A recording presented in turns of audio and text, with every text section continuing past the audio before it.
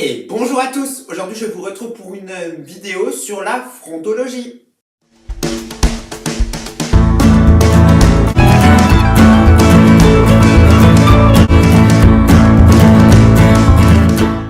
Frontologie, c'est l'étude des fronts en météorologie. Mais qu'est-ce que c'est un front? Il y a plusieurs fronts en météorologie. Donc cette carte illustre bien tout simplement les trois fronts qui existent en tout. Il y a le front froid, le front chaud, ainsi que le front d'occlusion qui tourne autour de la dépression.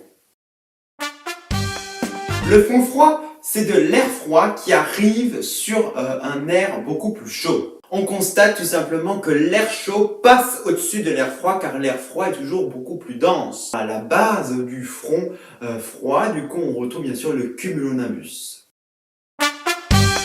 Le front chaud, à l'inverse, c'est de l'air chaud qui arrive sur un territoire où il a été occupé un air beaucoup plus froid. On retrouve du coup alors plutôt des altostratus et des nimbostratus à la base de ce front chaud.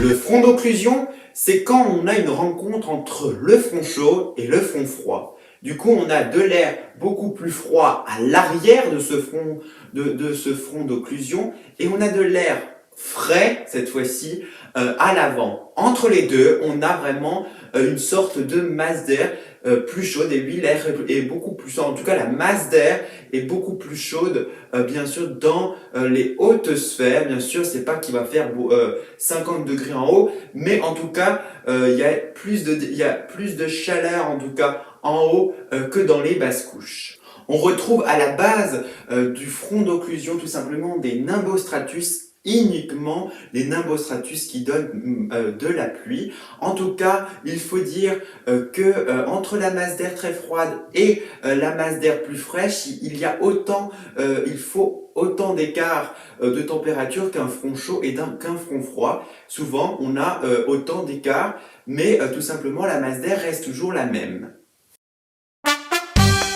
Avant, nous avons un front d'occlusion froide, ça veut dire que l'air très froid arrive sur un air qu'on avait frais. Là, c'est l'inverse, on a un air très frais et on a tout simplement ça se rafraîchit, les températures remontent, mais bien sûr, c'est pas une masse d'air chaude. Donc nous allons revenir sur la carte du début car elle met en situation les trois fronts que nous venons de voir. D'abord, on a de l'air froid qui déboule tout simplement, qui descend tout simplement sur la France. On voit bien le front froid qui caractérise la limite entre les deux masses d'air. L'air chaud qui revient du coup du Sahara vers l'Europe centrale. Et puis tout simplement de l'air un peu plus frais qui tournicote et qui donne tout simplement le front d'occlusion autour de la dépression. Et du coup, j'espère que la prochaine fois que vous verrez une carte météo ou la météo en général, vous comprendrez mieux comment fonctionne la météo. Et je vous souhaite une très bonne semaine à tous. Commentez-moi dans les commentaires pour me dire tout simplement ce qu'il faut encore améliorer. Et c'est ça la météo!